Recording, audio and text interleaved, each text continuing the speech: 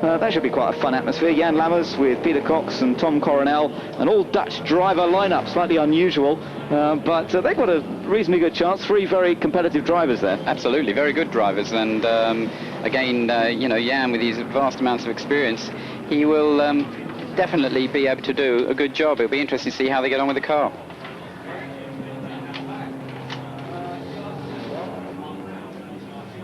So here we are, getting ready now for the start of the 1999 Le Mans 24-hour race.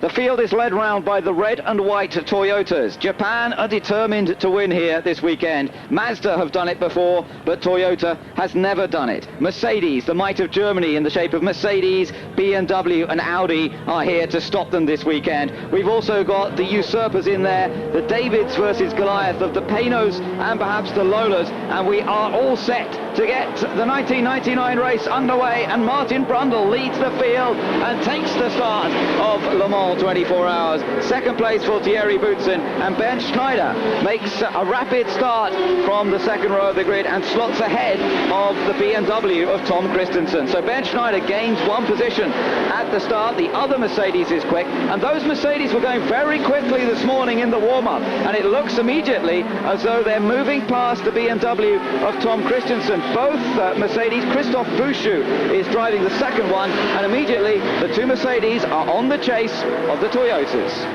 So out on this first lap, heading on to Mulsanne for the first time, and Martin Brundle opening up just a few car lengths advantage over Thierry Boutsen. We've heard that Mercedes' strategy is to deal with this race as a sprint race from start to finish. Toyota perhaps feeling it's more a race that you have to go to a pace and then look at where everybody is around you. I wonder if we're going to see Mercedes really attack from the start here. Well, I think they rather have to. I think, though there's a spinner already. It's the BMW, the Japanese car, the Go Racing. But I think that they really do have to attack, because I think that the pure speed is the Toyota, you've got to say, has got it. So, I see, there was one of the Panos involved. That was Magnussen in that Panos. He was involved in that as well. He went bouncing across the gravel. And as you say, that one of the BMWs, that's one of last year's BMWs, Hiro Matsushita, Hiroki Kato actually in that car at the moment, and Akihiko Nakaya, they are in that last year's BMW, and that's a bit of a disaster. And the Panos as well. I don't know whether any damage was done. Well, of course, when you go across the gravel, it's so easy. It's so easy, and I mean, that's exactly the drama one starts with on the opening lap. You know, we're hardly into the race, 24 hours, and there's already somebody, you know, that kind of excitement happening. You never know, it's not good. Obviously, you've got all that gravel, you could possibly damage something. I don't know how much contact was made, but, you know, it always seems ridiculous, but it always happens.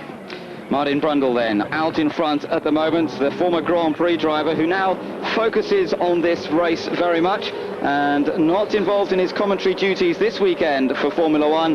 They're racing in Montreal, but Martin Brundle is all out to win here at Le Mans. He's done it before, and he wants to take Toyota to victory here this weekend. He's got a great chance of doing it behind Bernd Schneider in the first of those 2 Mercedes, and right behind him is Christophe Bouchou. Bouchou's got the headlights on, looking very racy in these early stages. You sort of begin to wonder whether he's been given the task of really going for it, although Schneider's trying fairly hard as well. Then behind them, it's the number 17 BMW, Tom Christensen at the wheel of the open-topped BMW. That's the first open Spider car that we've got in the lineup at the moment, and he's staying pretty well with those cars ahead, and you could just see a glimpse of David Brabham's Panos in behind him. Certainly at the moment, though, Boutsen just ahead of those 2 Mercedes, but doesn't look to me very long before they might find a way past. Well, I think this is again it. You were talking about attack.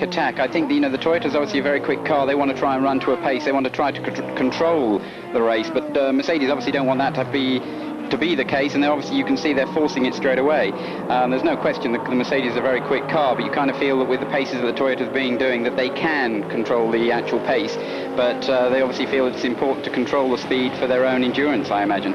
Just dropped back a little bit there on the latter part of the lap. Schneider's dropped back into the clutches of Christophe Bouchou, and further back from Thierry Boutsen's car, you can see they use a fair bit of curb coming through the final chicane and then accelerating onto the start-finish straight. Again, just running it up the curb, not too heavily, but just enough. And Brundle comes across the line, completes that first lap in 3 minutes and 41 seconds.